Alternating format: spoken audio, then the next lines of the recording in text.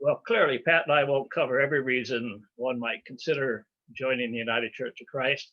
And I'm guessing from looking at the screen that all of you are already members of the United Church of Christ. Anybody that's just thinking about it? We hope that we might give you a little more information about the United Church of Christ than we often have a chance to look at. And we apologize for not having more, I guess I should say, having any visuals. Most of the time in our ministries, we had to use newsprint and markers, and it was really a great progress when we got the overhead projector. So we don't know much about trying to put together Facebook things, and even then, my penmanship was so bad that nobody could read what I'd written down anyway. So, why join the United Church of Christ? When Pat announced our marriage to her grandmother, who had had a long marriage to her more Orthodox Presbyterian minister husband, she surprised Pat with her response. Pat thought she would be pleased to have another minister in the family. Instead, she said, "Patty, why would you want to marry a Congregationalist? All they do is argue." Now, I had grown up in the Congregational church, and yes, I suppose there were arguments, heated arguments. I didn't pay much attention to them while I was a member of that church, growing up in that church.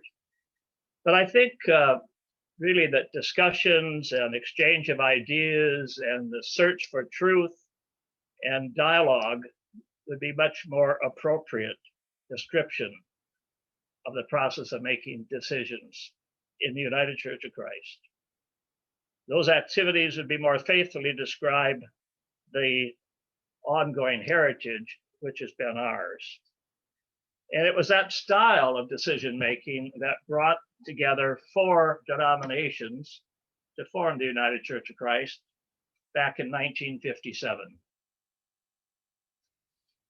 And so with a little help from Quinn Caldwell and Curtis Preston writing in the unofficial UCC handbook, I'm going to take us on a very fast whitewater rafting description of the 4 strands. And you have to keep in mind the 4 strands are kind of symbolic in a way. There's a lot more streams and hidden histories and all kinds of people that have joined over time.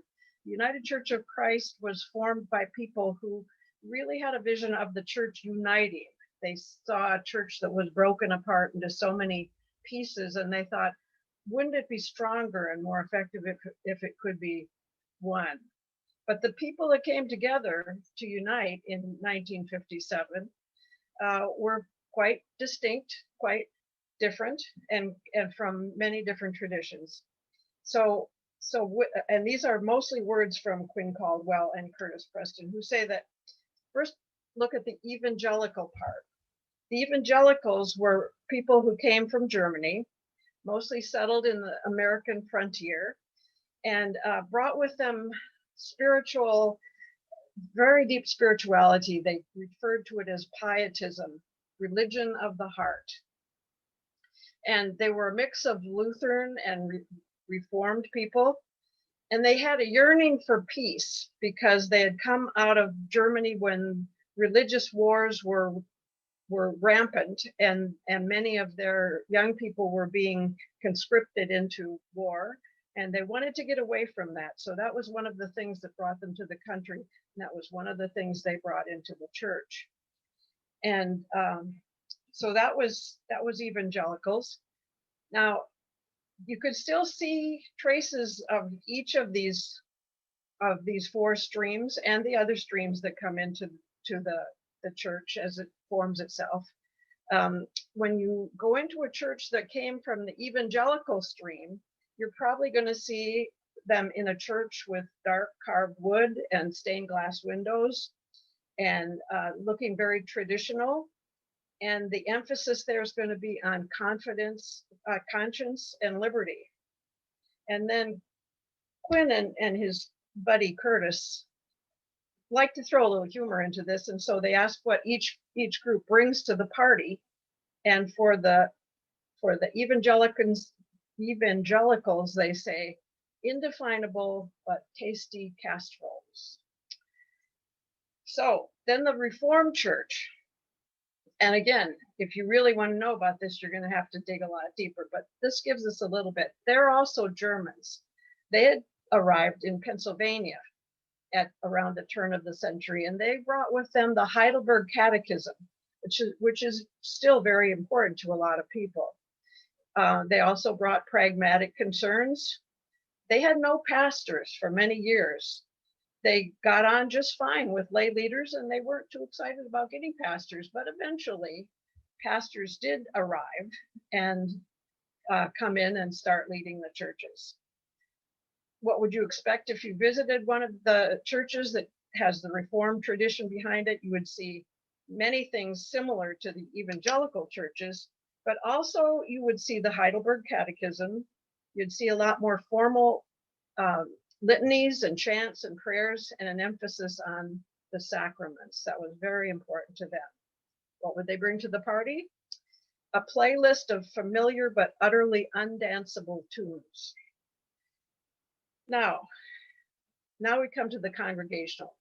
And usually when we come to the discussion of the United Church of Christ, we come to the discussion thinking of the Congregationalists. Most of us here are. I was not a Congregationalist growing up. As Jean mentioned, I was Presbyterian. I was surprised at my grandma's unhappiness. Not that she was unhappy, because that was often her response, but that she wasn't more happy about me marrying a minister. She didn't know I was aiming to be a minister then. She would not have been happy about that. That would not have been appropriate. But I was Presbyterian. I thought Presbyterian, Methodist, Lutheran, it's church. What's the difference? And the Presbyterians paid for all of her college. Oh, yes.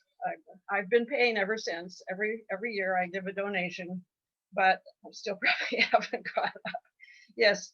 So anyway, I married Jean, and so I took on the church to be in the same church Jean was on. I didn't really fall in love with the United Church of Christ until I went to my first synod meeting. And if you've never been to a synod meeting, try to go to one. And I hope you tuned into some of the online things that were there, because at synod you really get to know the church. But let's go back to Congregational. We've got the Evangelicals and the Reforms. Now we bring in the Congregationalists. English, Puritans, and Pilgrims. They founded autonomous congregations marked by strict Calvinist belief. Plain worship, very plain worship, and it doesn't say it here, but we know very long worship. In the days when we used to reenact this, and I'm a little chagrined that we did, but we did in my other church, we would have an hourglass sitting out to make sure that I didn't go over 3 hours with my sermon. It was hard. That was on Thanksgiving. So the service would be stripped of all things fancy, all things smells and bells, anything like that.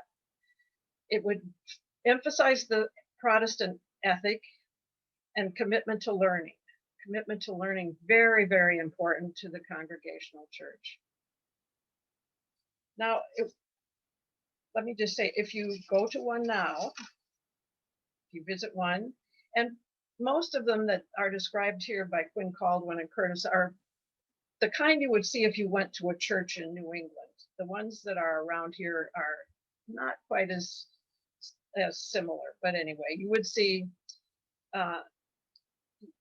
very plain buildings, meeting houses, usually painted white with clear glass, and high central pulpit. Preaching was the definite focus of the worship for the Congregationalists. And you would also find mostly Anglo-Saxon people, little diverse younger people, and a strong sense of, you're not the boss of me. because autonomy for Congregationalists has always been really, really important. Focus on preaching. What did they bring to the party? They brought a list of relatives who were on the Mayflower.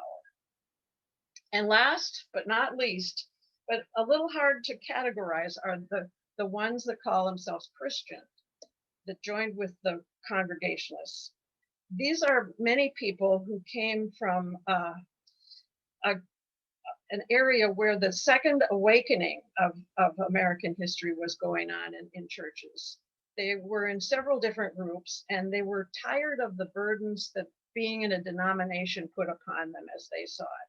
So they were breaking away from these denominations, and they wanted to join with a group like the Congregationalists who valued autonomy in each church. And they thought of themselves as a frontier church. And the frontier at that time was Virginia and Kentucky, but nonetheless, it was the frontier of that time. They had the saying, "There's no creed but Christ and no book but the Bible." And that was their rallying cry. Mostly Virginia and Kentucky. And if you go to a church that was formerly one of these Christian churches, and there are all kinds of different backgrounds for these churches, you would find a strong commitment to God and love of communion. And beyond that, they could be a whole variety of styles of worship and ideas and ways of doing things. What did they bring to the party? Wine, bread, and some guy they just met on the street. So the E and R, Evangelical and Reformed churches, joined together in 1934 to be partners. The Congregationalists joined with the Christians in 1931. And then in 1957, the E and R, Evangelical and Reformed, Congregational and Christians, came together to be the United Church of Christ. Are you going to talk about that? Yes. Now, when that happened, when the United Church of Christ was formed in 1957, it was in the context of a broader church drive in this country, in which there was a great deal of interest in uniting churches, forming unions. The thought was that when we say Christ is one, and all these different denominations were running around proclaiming the Christ that they knew, that weakened the message that the Christian church had to share.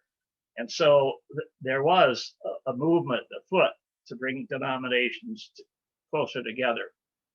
The UCC was the first to achieve that, but there have been many, well, there have been more since that time. When they gathered in Cleveland to proclaim the merger, what they were trying to do was to express more fully the oneness in Christ, and that the Christ in the church was the central concern. Christ was the example of what it meant to live as a Christian. And they wanted to make their common witness to Christ more visible and together to serve those things that Jesus had taught them was the way to live. Now, much to the point of our presentation this evening, the preamble to the United Church of Christ Constitution sets before the church this affirmation: the church claims as its own the faith of the historic church, that is, traditions, theological statements, confessions of faith. They weren't just to be thrown aside as if they didn't matter. We were to be aware, conscious of from whence we had come. But it also affirmed the responsibility of the church in each generation to make this faith its own in reality of worship and service. We were not just to go by what had been said in the past, that the church was to wrestle with the life which they were living and to find new statements of that faith in their reality, in their worship, and in their service in the world. And that's what we've been about since 1957. Sometimes the United Church of Christ has been referred to as a mainline denomination. There probably are no mainline denominations in the United States anymore. There are certain mega churches, and they may be what's mainline now. It's hard to tell for sure. But the term mainline church kind of went away with when Eisenhower left office. Eisenhower did a lot to help foster an interest in the church and in churches working together. When he was out of office, well, we didn't start to decline right away, but we have declined since that time. Others describe the church as a progressive church. You know, Mary Sue every Sunday morning says we are a progressive church, and we're proud of that. It's also been described as a liberal church, and I take that term for my understanding of the church. Liberalism advocates personal freedom, democratic decision making, and a continuing reform in institutions. And that's what the United Church of Christ has been about. We are left free. You called Mary Sue at times and said, when we use our statement of faith, it's not a test of our faith, it's a testimony to that broad range of things that we believe. And I don't believe everything that's in the statement of faith, and I'm sure others don't either, but there is something there, or enough there, to say we belong together, and this is a statement of what we share together. It also lets local congregations free to build buildings as they want, to get involved in the activities that they want, to support missions as they want. The central part of the Constitution of the United Church of Christ puts the power in the local church. There's no body above the local church that can tell a local church what it must do. We do that things together, and we seek ways to act together in covenant together. But finally, the decision needs to be in the local church, and I'll come back to that a little bit later. It's also said that liberals look more to the future than to the past. And I think that's what we are about when we're trying to figure out, what does it mean to be the church in this time, not in the past? What's coming at us in the future that the church needs to be prepared for, or needs to help pave the way for? And so I think that takes us away from having to only be guided by what people said in the past, what people believed in the past. It gives us new opportunities. Now, one of the UCC forebearers, and I think we've heard this in our church, the Bishop John Robinson, when he sent the Puritans off to the New World from Amsterdam, he sent them with this message, and we've heard this one too: God has yet more light and truth to break forth from his holy word. Now, that word was picked up in the 20th century when Gracie Allen, in a letter to Jack Benny, a letter found after her death, left him with this message: never place a period where God has placed a comma. That is, there is still more to be completed. This doesn't end it at this point. That was picked up because we weren't afraid as a denomination, even to go to Madison Avenue to say, hey, help us describe ourselves. And so they helped the church find the statement, God is still speaking.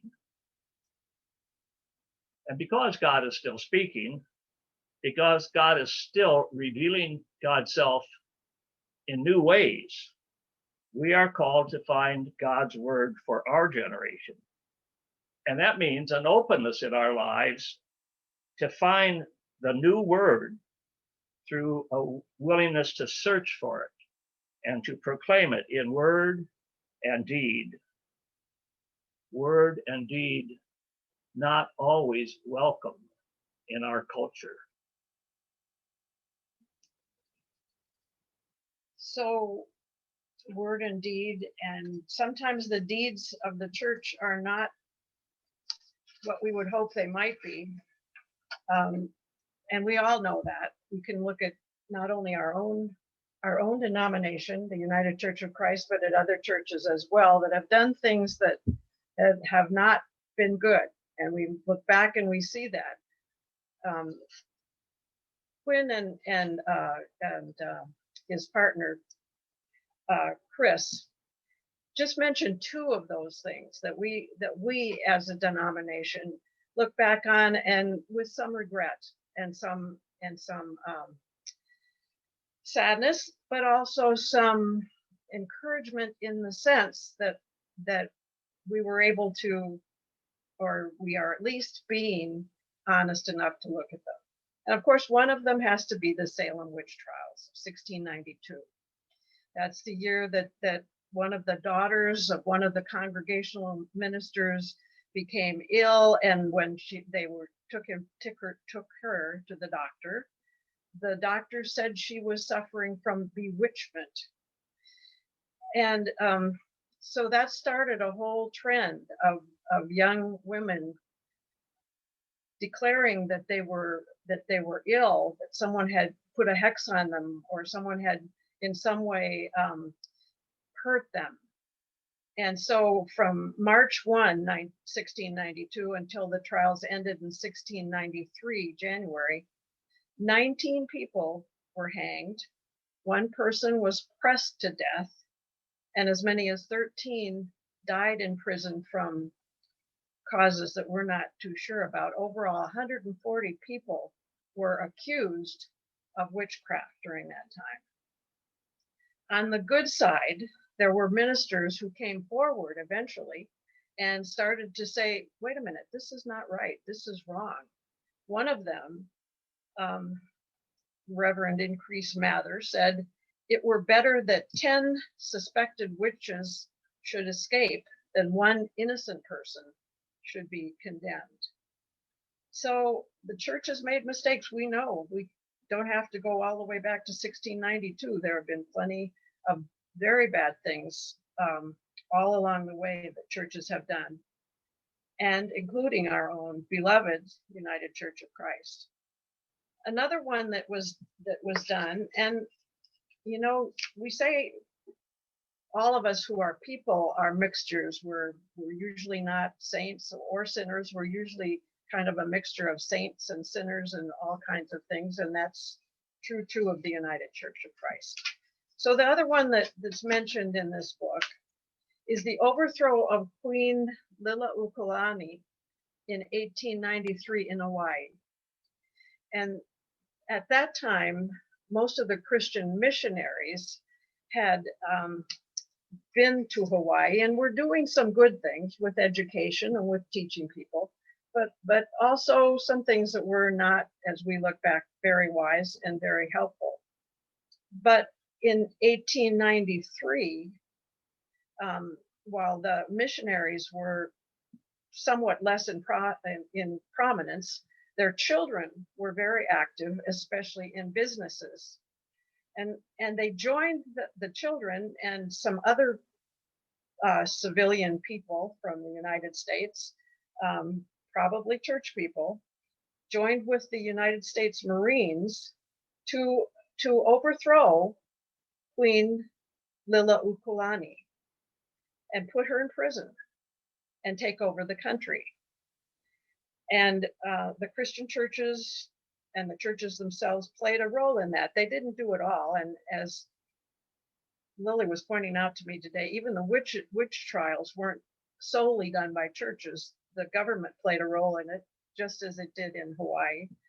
Nonetheless, the churches should be, in my opinion, standing up against these kinds of things and not playing along with them.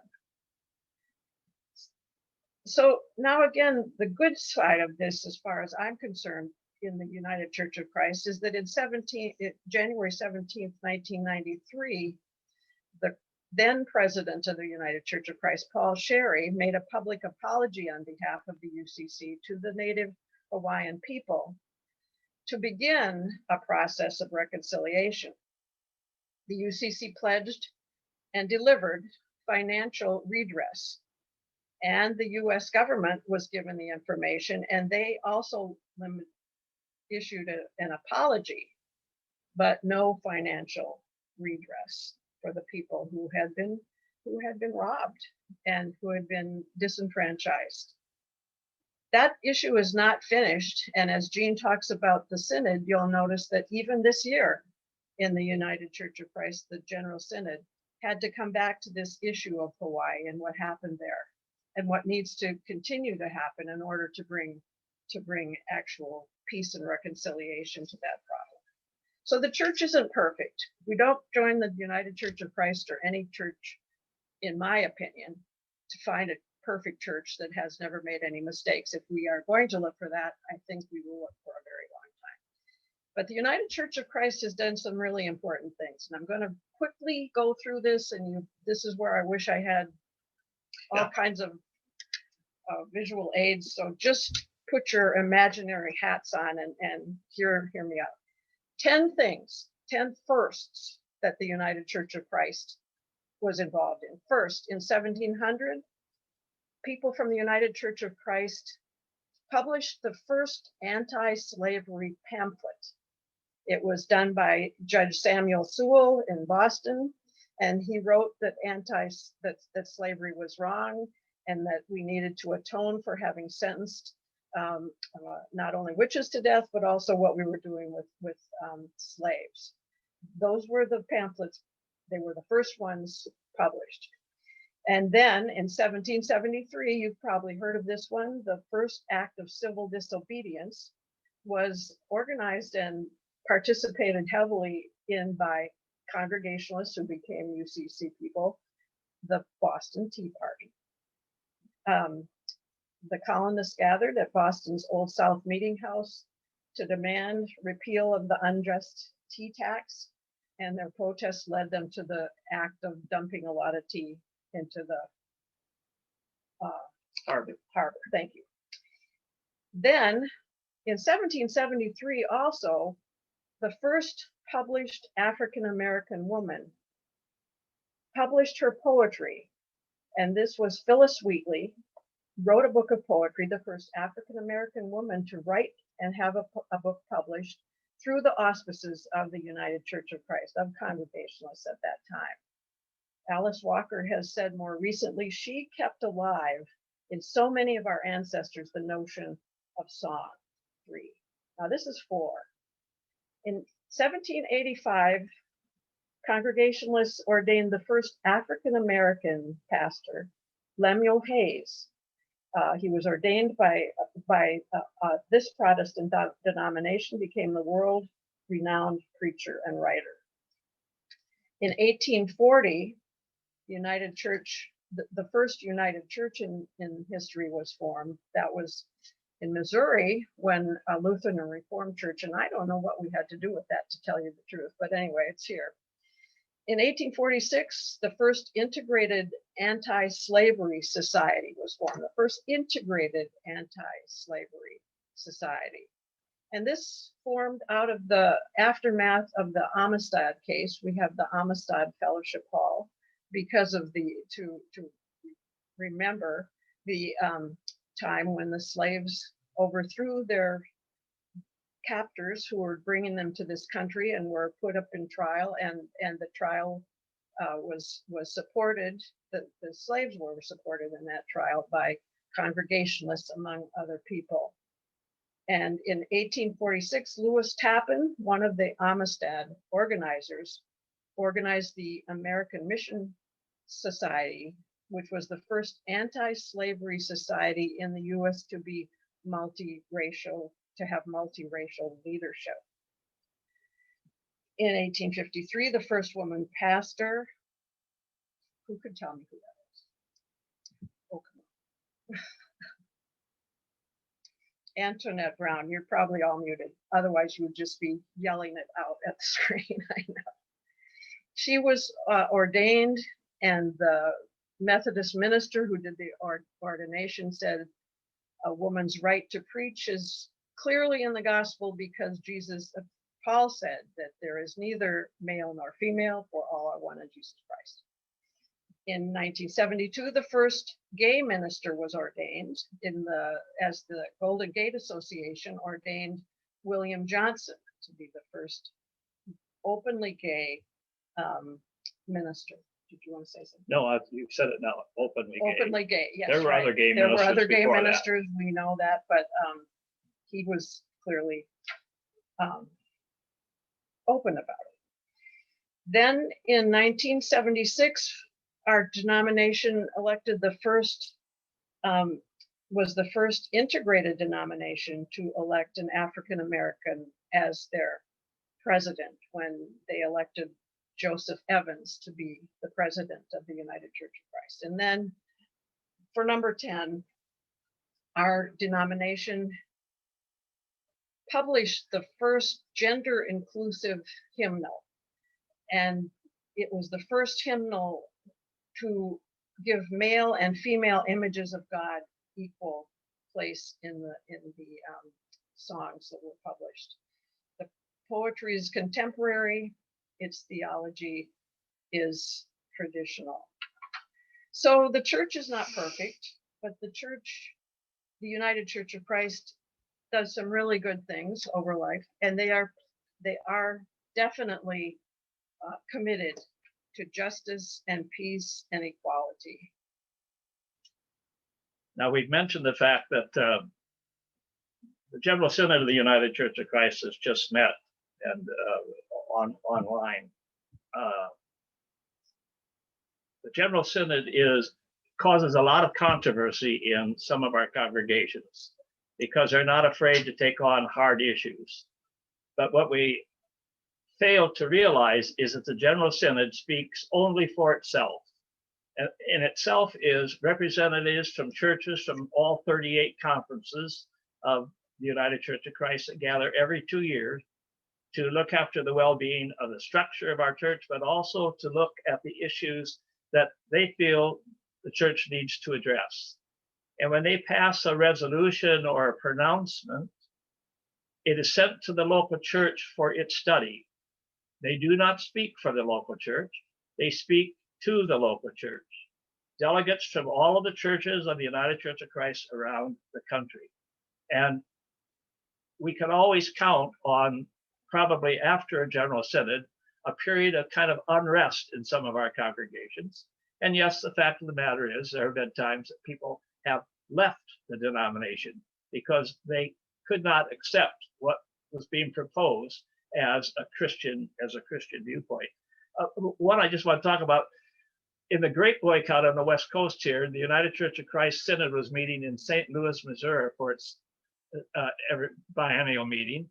And they were striking, the farm workers were striking in the Coachella Valley. The people of the Synod paid to send 95, they were called pilgrims, 95 pilgrims to the West Coast while the Synod meeting continued to stand with that line of protests. And then when they came back, there was a marvelous celebration. They brought back flags from the farm workers and brought them into the hall, and great singing. Some people in the United Church of Christ did not like that. They thought that was too political. Pilgrims that went there thought they were standing as Christ would stand with those dispossessed persons that were being taken advantage of. There are a variety of issues like that.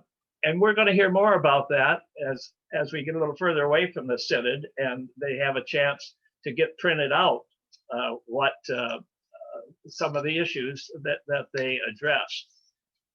In the past, they have had resolutions that have dealt with climate change, and in a series of General Synods since 2005, there's always been an additional resolution calling the church to be responsible for helping preserve our climate.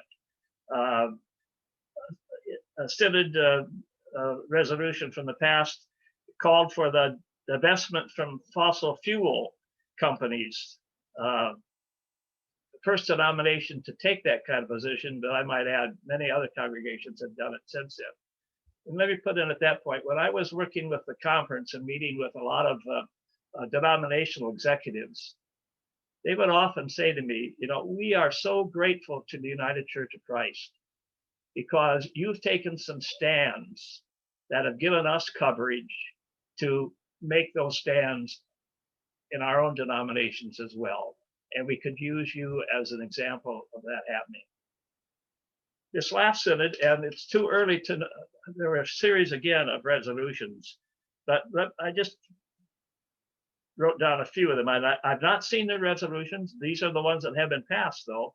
There was a resolution to declare and respond to racism as a public health issue. Another synod advocating the rights of children living under Israeli military occupation. And I might add, there was another one, but I have no idea exactly what it is, and so I'm not going to try to say anything about it. A resolution on gun violence, which you would expect to come out of any denomination these days. A resolution on a more just economy, providing living wages and job creation. And another special resolution on minimum wage. Many, many more. In some of our churches, there's follow-up to these resolutions. They're studied in the local church. And the local church then can decide whether they want to act on them in their place. In some places, it's as if the General Synod has never met. Those resolutions are never been brought to the attention of the members of the church. I would hope that we would be amongst those churches that would look at these issues and respond to them and learn more about them. That's the part of the United Church of Christ. And I'm sure, I know it has gathered some people into the church because of our willingness to take those kinds of activities. And I'm sure that there are those that say that they look elsewhere because they don't want to be involved in that. And with that, we need to stop so we can take just two real quick ones. And this one is not a General Synod thing, but some of it did come out of a previous General Synod, a dedication to buy the medical debt from a lot of people. And churches in I guess several places, several conferences raised money, $676 million to buy debt to keep people from going into bankruptcy because of medical bills. And then just to show that I think it's not, they didn't pay they bought $676 million of debt, but they didn't pay that for it because debt can be purchased for less than it's actually valued at. And just to show that not all of the resolutions are necessarily political in nature. One of them was a resolution to advocate contemplation in our denomination to further our spirituality and grow in that way. So there's a lot more that can be said, but it's your turn. Questions?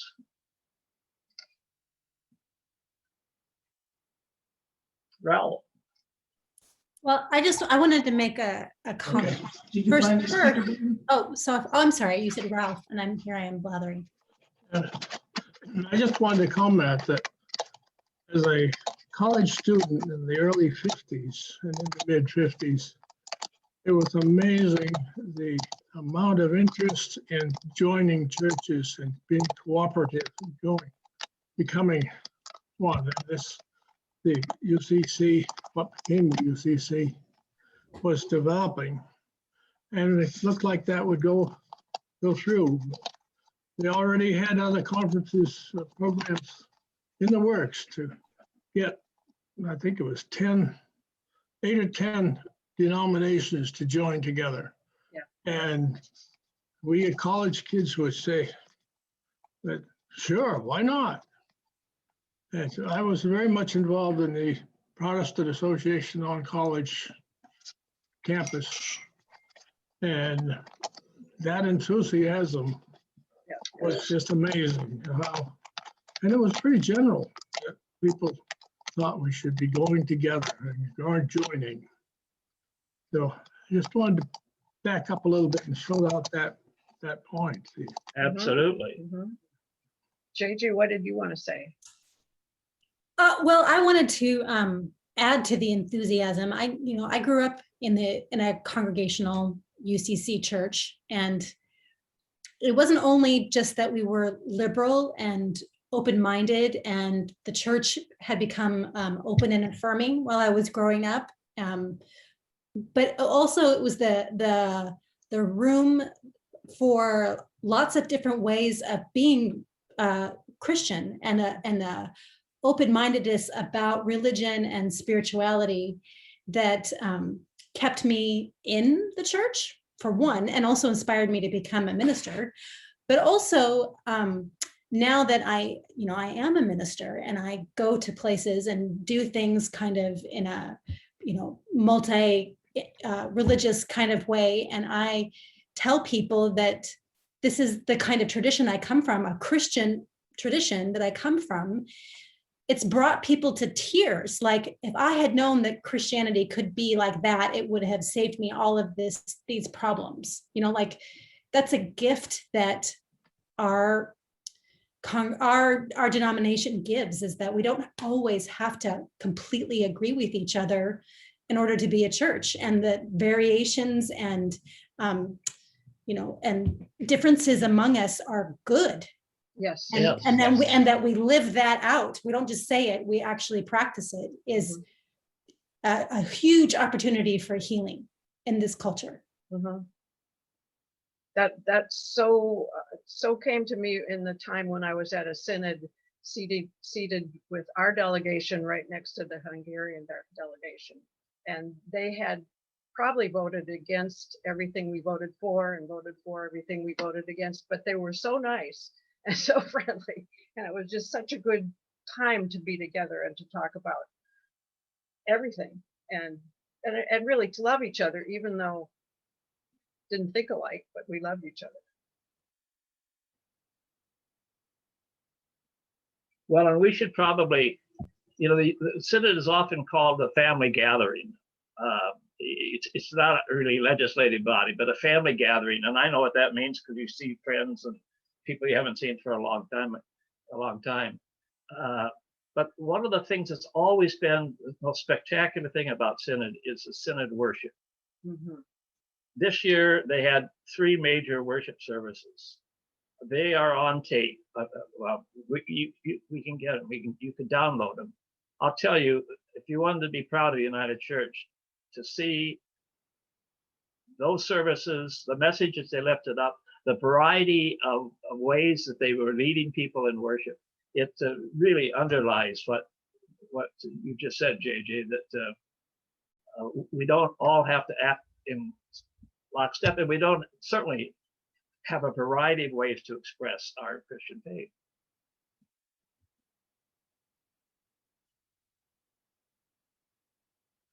Any other questions? I have a question. And now it's gone out of my head.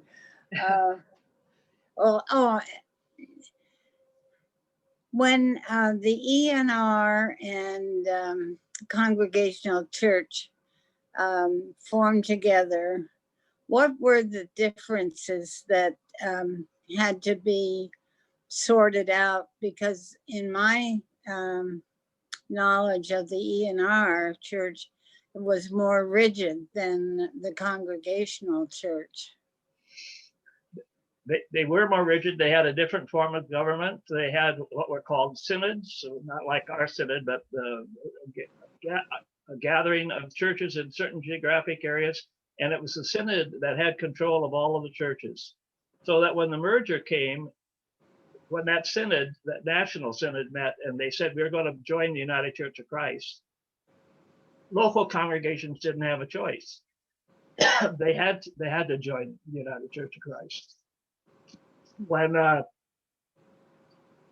people were thinking about the merger, the richness of the, sorry, get all choked up. The richness of the worship in the evangelical and reformed tradition. As we said, the Congregational church, you remember the church, you didn't really get to pray very much. There weren't any readings in the church. The preacher's word was the most important. Few hymns were sung. Congregationalists were afraid that was going to change. Evangelical and Reformed were afraid that was going to change. Thank God the Evangelical and Reformed emphasis has enriched our worship in ways that wouldn't have happened if we'd stayed by ourselves. Mm-hmm. Thank you. You know, in the first of the Chucc talks, Mary Sue was giving us a chance to do our little elevator talk about why be Christian. You have your little elevator speech of why be UCC that you use if you're meeting somebody at the elevator?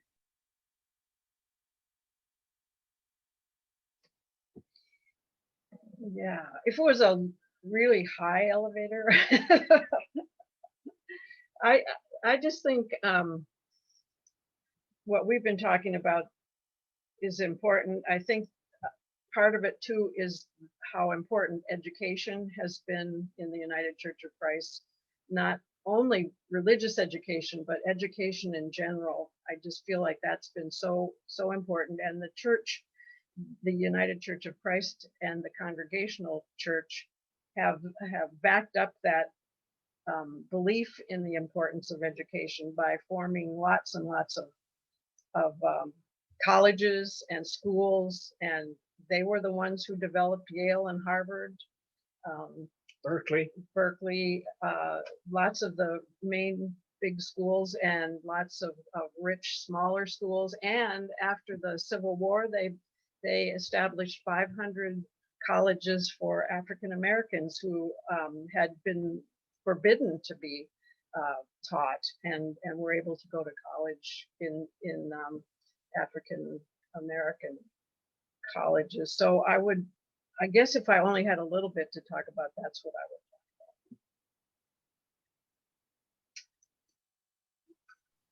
I would. I guess I would use something that was already available to me, and I'd say,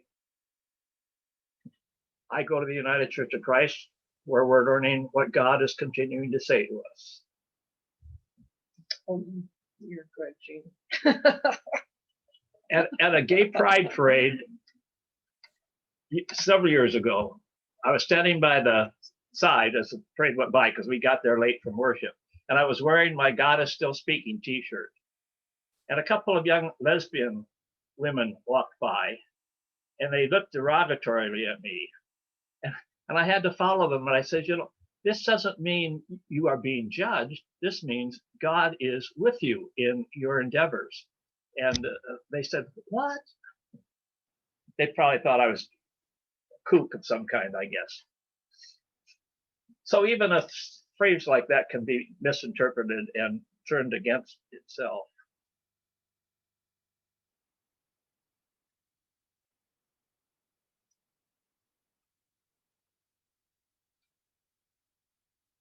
Well, this has been fun,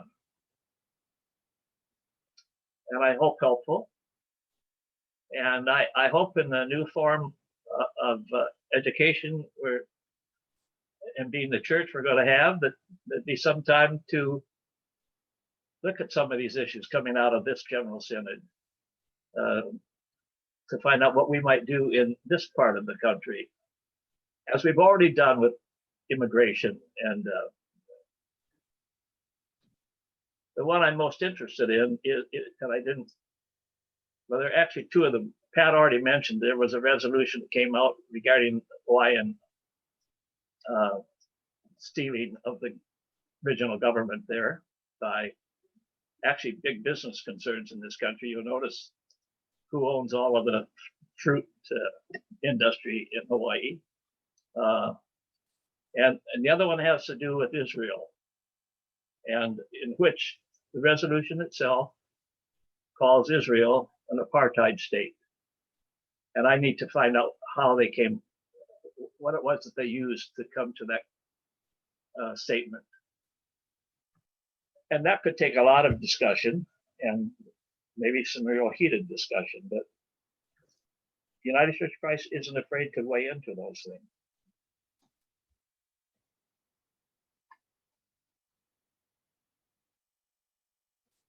Well, I thank have a you. question. Oh, go ahead. If you're still answering questions, Sure. are there any trends in the church that concern you?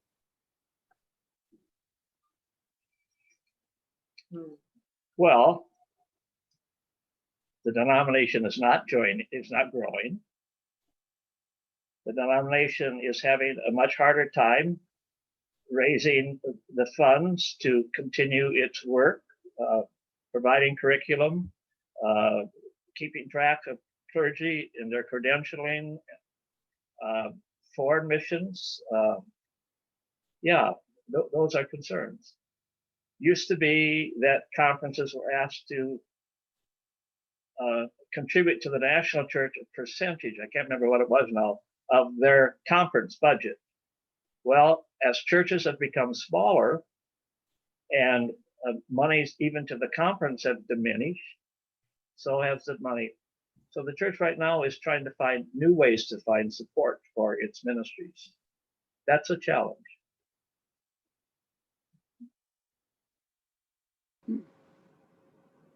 That is. And I was thinking one more, Pat. Are you still glad you married out of the Presbyterian Church? I am. I really am. And, and as history's gone along, some of the debates in Methodist and Presbyterian churches, I've said, oh, good. I chose the right church. But I wouldn't have chosen it if I hadn't chosen Jean too. So. You chose me? All these years.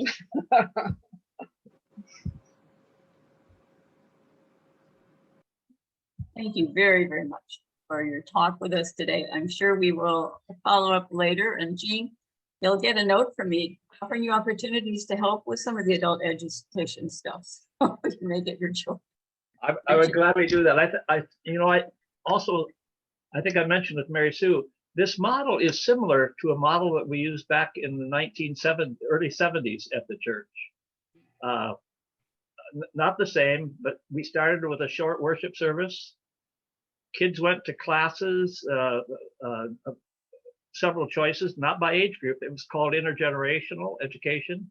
The parents were looking at the issue that the Bible study that the children were looking at so that they'd have something to talk about when they were going home.